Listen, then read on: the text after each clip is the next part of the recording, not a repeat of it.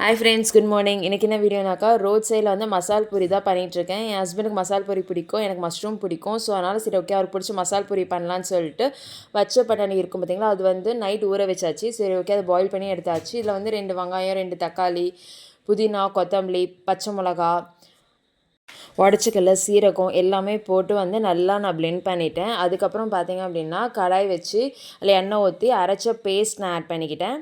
Add பண்ணிவிட்டு மஞ்சாத்தூள், மிளகாத்தூள், தனியாத்தூள், சாம்பார் மிளகாத்தூள், சாட் மசாலா இதெல்லாமே போட்டுட்டு நல்லா கொஞ்சம் லைட்டாக வதங்கினதுக்கப்புறம் வந்துட்டு நம்ம வந்துட்டு பட்டாணி ஆட் பண்ணோன்னா சூப்பராக கொதிச்சு வந்துடும். இந்த ரெசிபி வந்து நான் செகண்ட் டைம் வந்து நான் ட்ரை பண்ணியிருக்கேன். ஆனால் இந்த மாதிரி நான் ட்ரை பண்ண பார்த்தீங்கன்னா ஃபர்ஸ்ட் டைம் எங்கள் வீட்டில் எல்லாருக்குமே பிடிச்சிருந்துச்சு. ரோட் சைட்லன்றப்ப நிறைய தண்ணி ஊற்றிடுவாங்க. நம்ம வீட்டில் பண்ணுறது எப்படி இருக்குன்னா திக்காக பேஸ்ட்டு சூப்பராக இருக்கும்.